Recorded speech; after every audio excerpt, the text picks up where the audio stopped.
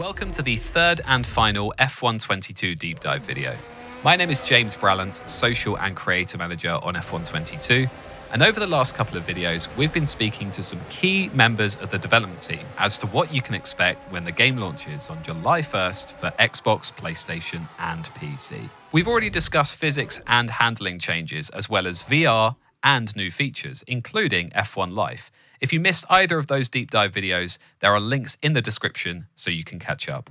The final deep dive is all about audio and music, and I've got audio director Brad Porter here with me today to answer some questions. So Brad, it'd be great if you could give us, in your opinion, a brief overview of the importance of audio in a game like F122. In F1, the cars are the star, so we want them to sound as authentic as possible. We go out and we record the actual cars every season, and it's important that we recreate the authenticity of the engines in game. Players use the sound of the engine to drive the car, so it's important to get that across as accurately as possible. It feeds into braking zones and shift points and things like that, so we're always trying to go for authenticity.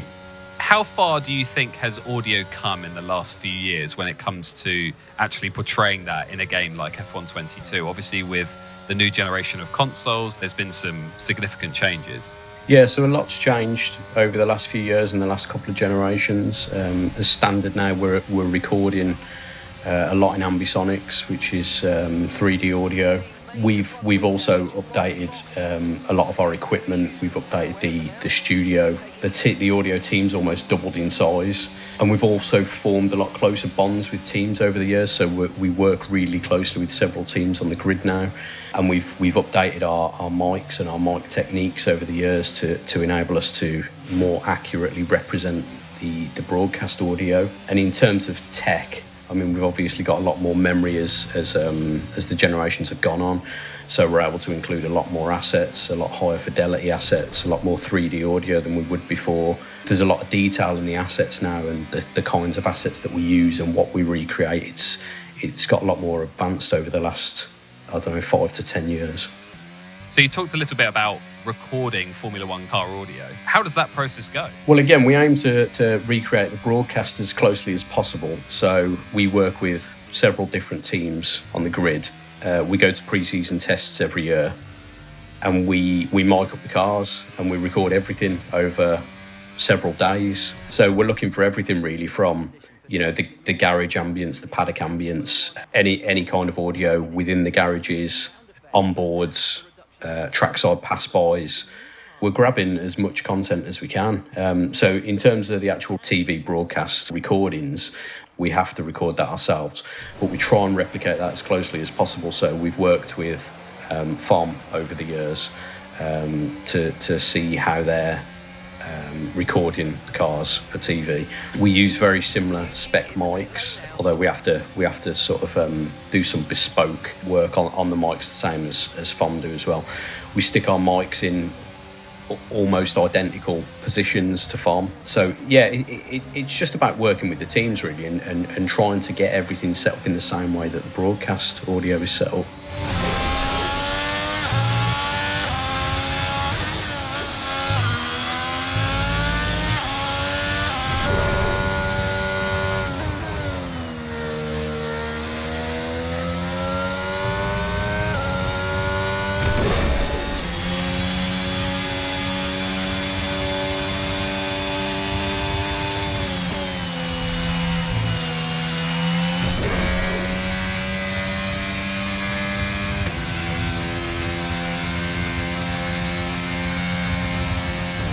There are 3 new audio mixes that players can select in F122. What are these and how have they changed from previous years? Yeah, that's the cinematic broadcast and driver mixes. So we kind of started this work in the previous game, but we've expanded it a lot this year. So in 21, you were able to turn on an impulse response, which was basically, it modelled the inside of a driver's helmet to more accurately reflect how a driver would hear the car. So we've built upon that this year by including it in its own mix, and with that we've been able to make certain changes. So not only are we just turning on this impulse response now, that we're actually mixing the game differently if you've got it on driver.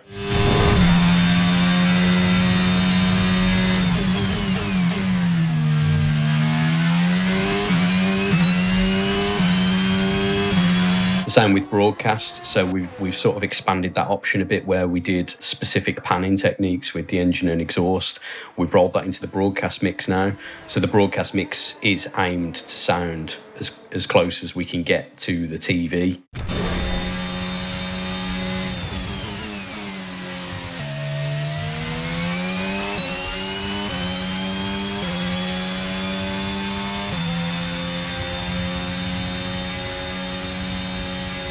And then with cinematic, that's more of our classic mix, but we've expanded that out as well. So it's larger than life now. And again, because these are 3 bespoke mixes, we've been able to take a few liberties with cinematic. So you perhaps hear things you shouldn't normally hear on broadcast, or if you were a driver. So things like the crowd and the music and things like that would cut through a lot more than the other mixes.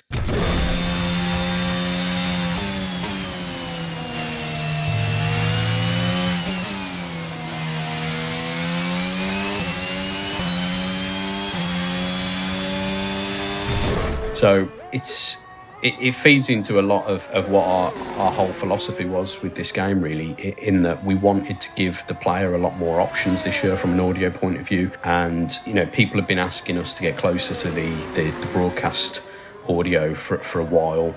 The driver impulse response that we added went down quite well after we released 21, so it was really important for us to kind of expand these options out and let people play with the mix a bit more than what we'd previously offered. Now, can you talk a bit about the changes made to commentators and pundits in this year's game? The first obvious one you'll notice is Natalie Pinkham's now a co-commentator as well, and she's at several races throughout the season. We've obviously got Ant back again this year as well, and Crofty being the main commentator. So yeah, it's been nice having some new voices in game. Along with that as well, we've recorded Crofty again from scratch. We'd found over the years his voice has changed, and our studio's changed, our setup's changed, the equipment we've used has changed. So we wanted a kind of to hit reset, really. And again, it's all about the authenticity and trying to recreate how this stuff sounds in real life. So we felt it was important to kind of start again with the commentary. And with that, we've got Alex takes on a bigger role this year as well. He's also now a selectable main commentator in F1 as well as his role on F2. And interestingly, with Alex, we used his actual commentary microphone. So again, the same as we do with the cars, how we try and use the same mics that FOM do for the broadcasts and things like that. We decided that, after this, we had similar success last year with the Race Engineer headset, which we've expanded on this year, which I can talk about. But we wanted to roll that out to as many areas as the game as possible. So we thought, getting Alex to use his actual mic, not only does it sort of get him in the zone and we get a better performance as a result, but it sounds more authentic. He's Alex's commentary this year, it's been done from scratch again, but it sounds more authentic. It's not studio quality anymore, it's commentator's quality. It's a little bit crunchy and a little bit rough, but it sounds like how Alex's commentary sounds on the TV now, rather than in a studio on an expensive mic. Now, Brad, Jeff has been retired. Why did that decision come about? I'll tell you what, it wasn't easy. Adam Rees-D, he's great. He did an excellent job. We all got on with him really well, and whatever. He's been in the game for sort of a decade now, and he was well loved. He became a bit of a meme at times, I think it just felt right to freshen the game up, especially with everything else we were doing with the, starting again with the commentary, re-recording everybody from scratch, and there'd been talk of re-recording all of the race engineer lines with a headset. And internally, a few other departments were talking about it, the game designers, and it kind of just felt right to start looking at options for a nice way to freshen the game up. And for those of you who don't know, Mark Priestley has been chosen as the new in-game engineer. So how did that decision come about? We started talking about who would be right for this role. Mark was actually our first choice. The credit for that is Lee Mather. I think he was already in contact with Mark anyway. He knew Mark. So as soon as he suggested him, I think everybody really liked the idea. We got Mark in, and yeah, it went from there really. We actually started off with to steal a bit of music parlance. We started off having a jam with Mark. So we got him into the studio just for a chat really, just to see how he felt about doing the role. That wasn't actually his role in F1, although he knows those kind of roles quite well. So we thought we'd get him in, we'd see how he feels about it. We'd stick the headset on him, which he was obviously used to wearing for extended periods of time anyway from his job. And we just got him to read some lines and comment on the script and see what he thought, and it went from there. And from what I understand, he was recorded using an F1 grade headset as well. So you can talk a bit about that and that process? Yeah, again, I mean, this comes back to this authenticity again, and trying to replicate everything we can from an audio point of view about the real world sport.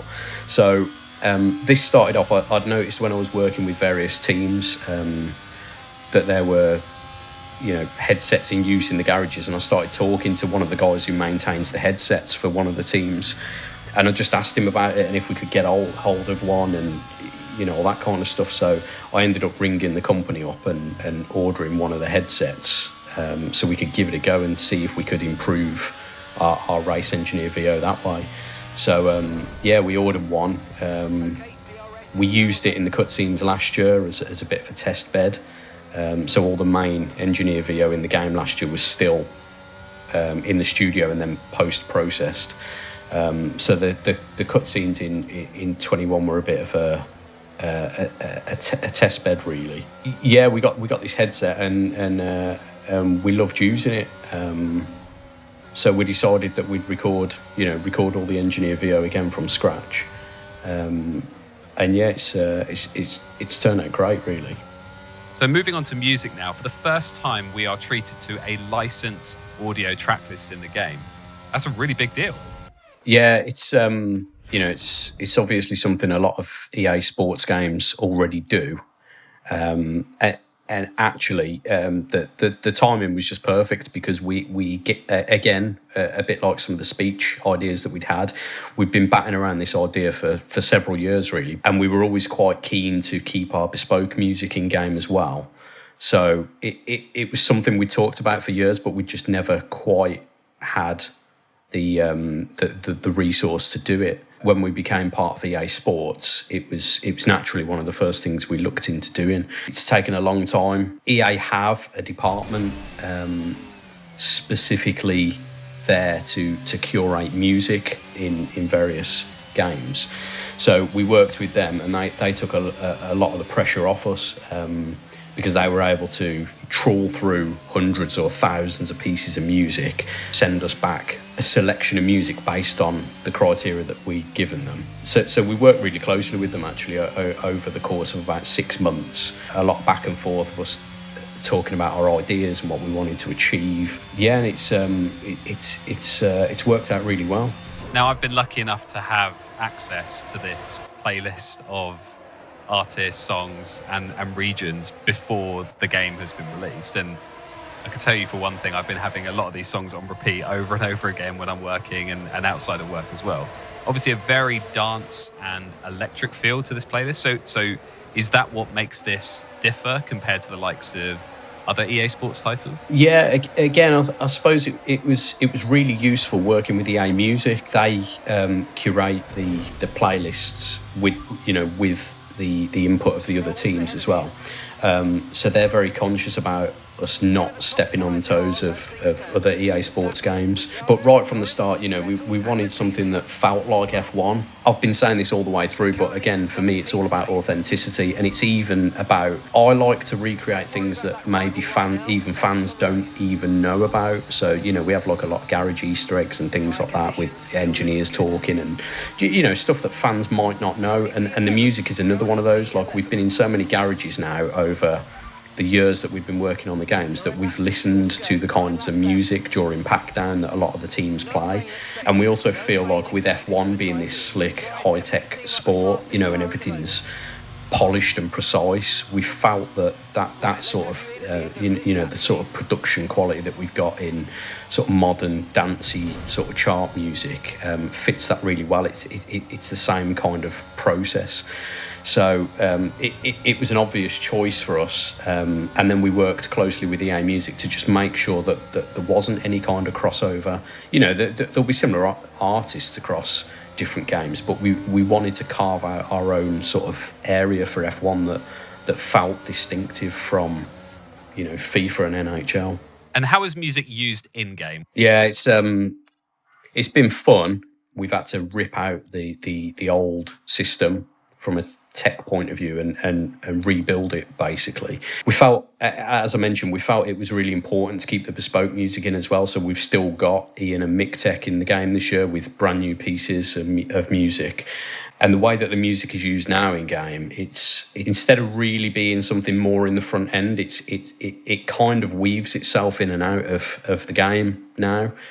We felt we were able to do that easier with licensed music than we were with Ian's more sort of classical approach or Mick Tech's ambient bed. It didn't sometimes, though, that style of music doesn't really feel like it fits in some areas of the game. With licensed music, we've got a lot more scope.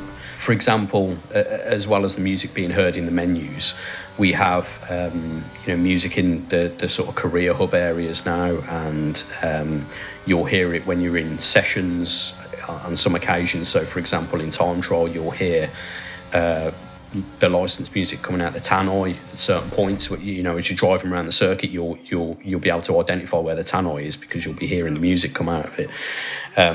So there's a lot of different areas like that, and again, there's a lot of choice there this year. We were very conscious that there might be people who do prefer the old music. We're also very conscious of streamers as well. So it was important for us to be able to completely disable this music. So if you want to play the game with Ian and Mick Tech's music, and we've created some bespoke replay music as well, you can turn all that on. Whether it's because you like it or because you want to stream and you don't want like a copyright strike, that feature's there. Or you can enjoy the soundtrack, and it feels like part of the world now, because as well as the front end, you'll transition into a session and then you'll hear it coming out the tannoy and stuff like that. So it's been really involved, but I think it's worked out really well. So other than what we've talked about so far, are there any other changes that you'd like to mention for players to keep an ear out for? Again, I think this year, like, one of our big goals was just flexibility and accessibility, really. We wanted to give players more options than what we've perhaps done in the past from an audio point of view. So you'll find that there's a lot more control now. Again, accessibility is something that we really want to start to push in our games, from not just from an audio side. I think it's happening from all areas in the game, really. But we've done a mono mix this year. For people with hearing difficulties. We felt that we want everybody to be able to play and enjoy the game, and from an audio point of view, we want people to enjoy the game. So you can stick the mono mix on, and then we've also got a mono panner in there, which is a bit of a weird sentence, mono panner, but it will give you the ability to turn the mix mono and then pan it, steer it towards whichever side of the stereo field you want to. So if you're hard of hearing in one particular ear, you can bias the mix for a better experience, really. We've also done a lot this year with motion, which, it's strictly speaking, it doesn't seem like an audio feature. The entire motion system now, from a controller point of view, that's all handled by audio. So a lot of the way that the motion now works is through like audio WAVs. So we're taking advantage of the haptics on PS5. So you'll be able to feel more vibrations than you previously would have. For example, I suppose the most obvious thing we've done in game is if you drive on gravel on PS5, you'll be able to feel individual sort of lumps of gravel flicking up at the chassis. So that again, that was a lot of work. It's probably on the surface of things. It's not something you'd really associate with audio, or you might not notice massive differences first off, but it's a really nice new feature we've got in, and it's opened up the options, and you know, just how much we can take advantage of things like the DualSense. Fantastic. Well, thank you so much for joining us today, Brad, and to everyone watching at home as well. We are so close to the launch of F122, but you can still pre-order a copy of the Champions Edition for 3 days early access and some additional content too. But for everyone else, it's lights out on July 1st for Xbox, PlayStation, and PC. See you on the track.